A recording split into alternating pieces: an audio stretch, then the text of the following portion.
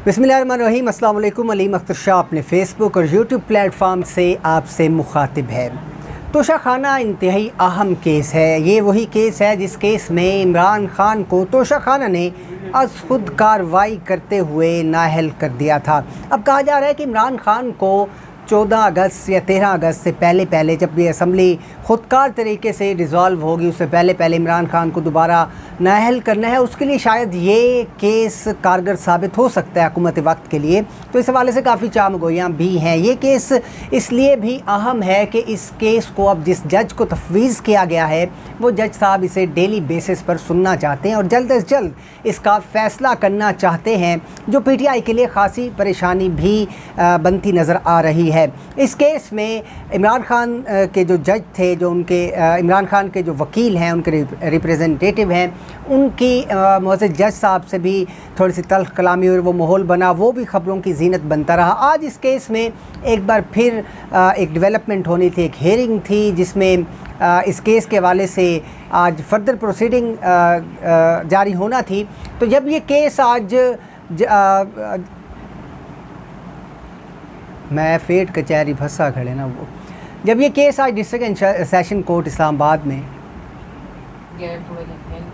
वो एडिट लग वैसी ना तुरनल गाल की थी ना, बात शुरू की थी ना। अच्छा, अब ये case district and session court में आज जब शुरू हुआ तो इमरान खान के वकला ने रोस्टम पर जाकर जज साहब को, क्योंकि पहले से दरख्वास्तें भी दे रखी थी, इस केस को अर्जेंट करने के लिए, इस केस में अगली तारीख़ लेने के लिए, क्योंकि इमरान खान के वकला की तरफ से उस तल्ख़ कलामी के बाद इस्लामाबाद हाई कोर्ट में भी एक दरख्वास्त दी गई थी कि हमारे इस केस में जज साहब को रिप्लेस कर दिया जाए। तो वो चाह रहे थे कि यहाँ से भी हमें कोई तारीख़ आगे की मिल जाए ताकि वो जो इस्लामाबाद हाई कोर्ट की एप्लीकेशन है उस पर कोई फ़ैसला सामने आ जाए। मगर जज साहब ने कहा कि जी आज दलाइल तो हर सूरत होंगे, वरना अगर आप दलाइल नहीं देते तो मैं दूसरी पार्टी को सुनकर अपना फ़ैसला जारी कर दूंगा। मगर उसके बाद एक ब्रेक हुई। ब्रेक के बाद जब दलाइल का आगाज़ हुआ तो मुखालिफ पार्टी की तरफ से दलाइल दिए गए। उसके बाद उन लोगों ने जैसा आपको ये भी इन्फॉर्म किया कि आज पब्लिक प्रोसिक्यूटर भी अदालत में हैं, जिन्हें के एक सूबे की तरफ से ये चार्ज दिया गया है कि वो इस केस में हमारे साथ मुआवनत करेंगे, जिस पर ख्वाजा हारिस ने काफ़ी मजबूत दलाइल दिए। उन्होंने काफ़ी देर तक दलाइल दिए और उनके दलाइल का ये समझ निकला कि आज उन्हें बिलाखिर तारीख मिल गई। ख्वाजा हारिस ने ये तनकीद करते हुए कहा कि इस केस में जब ये केस ECP की तरफ से रजिस्टर किया गया था, ECP ने एक प्राइवेट प्रोसिक्यूशन को ये केस दे दिया।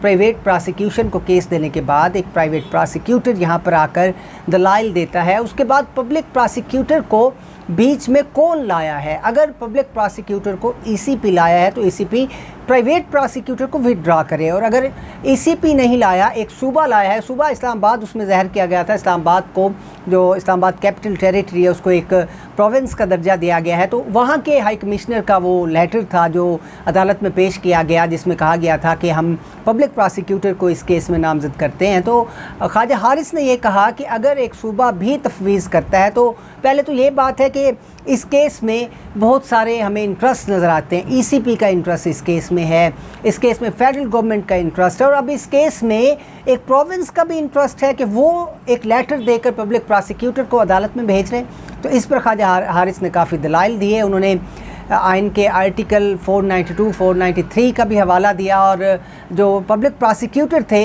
उन्होंने वहाँ पर पेशावर हाई कोर्ट का एक फ़ैसला, KPK हाई कोर्ट का एक फ़ैसला जज साहब के सामने रखा। तो उस पर भी ख्वाजा हारिस ने ये दलाइल दिए कि जब पब्लिक प्रोसिक्यूटर किसी केस में इन्वॉल्व होगा तो उस केस में जो प्राइवेट प्रोसिक्यूटर है वो विड्रॉ करेगा। कोई एक प्रोसिक्यूशन होगी, इस तरह नहीं हो सकता कि हमारी तरफ से एक वकील दलाइल दे और दूसरी तरफ से मल्टीपल जो वकला हैं वो दलाइल देंगे। जिस पर जज साहब ने कहा कि ठीक है ख्वाजा हारिस, आपका हमने ये पॉइंट नोट कर लिया है, आप आगे चलें तो हम इस हवाले से अपना फ़ैसला जारी कर देंगे। ख्वाजा हारिस ने उसके बाद भी कुछ देर तक इसी हवाले से ही दलाइल दिए कि पब्लिक प्रोसिक्यूटर को इसमें इन्वॉल्व नहीं किया जा सकता। अगर पब्लिक प्रोसिक्यूटर को इन्वॉल्व करेंगे तो फिर आपको प्राइवेट प्रोसिक्यूशन को विड्रॉ कराना पड़ेगा। उसके बाद जब इस तोशाखाना केस के हवाले से दलाइल दिए गए तो ख्वाजा हारिस ने दो टोक ये मौक़िफ़ इख्तियार किया कि एक तो हमें प्रोसिक्यूशन का अभी तक पता नहीं है कि प्रोसिक्यूशन कौन है, कौन इस हवाले से दलाइल देगा, ये हमें फाइनलाइज़ करके बताया जाए। इसी तरह उन्होंने ये ख्वाजा हारिस ने यह भी नुक्ता उठाया कि कुछ ऐसे डॉक्यूमेंट्स हैं जो जिन तक हमारी रसाई नहीं थी, और हमारे जो मुखालिफ वकला हजरात हैं, जो प्रोसिक्यूशन है, उन्होंने वो डॉक्यूमेंट्स अदालत में पेश किए हैं, तो वो डॉक्यूमेंट्स हमें भी दिए जाएँ ताकि हम उन डॉक्यूमेंट्स को अपनी दरख्वास्त के साथ लफ करें, उसका जवाब दें और उसको यहाँ पर एड्रेस करें। एक तरफा प्रोसिक्यूशन नहीं चल सकती, जिस पर जज साहब ने कहा कि ठीक है, आप अजम्पशन एप्लीकेशन दें, उस एप्लीकेशन को मैं अप्रूव करूंगा, उसके बाद आप अपनी फ़ाइल के साथ मज़ीद डॉक्यूमेंट्स को अटैच करें और दोबारा से आकर रीसबमिट अदालत में करें। तो ख्वाजा हारिस ने कहा कि ठीक है, हम अजम्पशन एप्लीकेशन दे देते हैं। इसके साथ साथ जब ख्वाजा हारिस ने ये शिकवा किया कि हमारी जो मुखालिफ प्रोसिक्यूशन है उसकी तरफ से 2-3 वकला अगर आकर इस तरह से दलाइल देंगे तो ये फेयर नहीं है, जिस पर जज ने यह कहा कि आपकी तरफ से भी तो मल्टीपल वकला दलाइल देते रहे। उन्होंने बैरिस्टर गौहर का जिक्र किया, उन्होंने कहा ख्वाजा साहब आप दलाइल दे रहे हैं, उन्होंने शेर अफजल के दलाइल का हवाला दिया, जिस पर ख्वाजा हारिस ने यह कहा कि नहीं, ऐसा नहीं है। हमारी तरफ से जब भी कोई प्रोसिक्यूटर दलाइल देता है तो वो आकर ख़ुद दलील देता है, यहाँ पर रिबटल नहीं करता। मगर यहाँ पर हम देख रहे हैं कि एक ही दिन में मुख्तलिफ वकला आकर दलाइल दे रहे हैं, वो रिबटल करते हैं, जिसकी इजाज़त उनको नहीं देनी चाहिए। जिस पर अदालत ने कहा, जज साहब ने ये कहा कि क्या अदालत झूठ बोल रही है? तो ख्वाजा हारिस ने कहा कि अदालत हरगिज़ झूठ नहीं बोल रही, मगर हम जो कंसेप्शन है, जो गलत बयानी है, उसको बर्दाश्त नहीं करेंगे। हमने कभी भी रिबटल नहीं किया। आज मैं दलाइल दे रहा हूँ तो आज बैरिस्टर गौहर आपको नज़र नहीं आ रहे, जिस पर जज साहब चुप हो गए। उसके बाद जब बात आई इमरान खान की अदालत में पेश होने की, तो ख्वाजा हारिस ने मौजूद जज साहब को ये यकीन दिलाया कि आप अपकमिंग मंडे जो है, सोमवार की हमें तारीख़ दे दें, उस दिन हम इंशाल्लाह चेयरमैन तहरीक इंसाफ को यहाँ पर हाज़िर करेंगे। मैं गारंटी देता हूँ कि इमरान खान सोमवार के दिन यहाँ पर आएंगे। रोज़ाना की बुनियाद पर यहाँ पर आना इमरान खान के लिए मुमकिन नहीं है, क्योंकि उन पर और भी बहुत से केसेस हैं। ख़ुद मेरे लिए यहाँ पर आना, प्रोसिक्यूशन के लिए यहाँ पर आना भी मुमकिन नहीं है, क्योंकि हमने भी और बहुत से केसेस देखने होते हैं।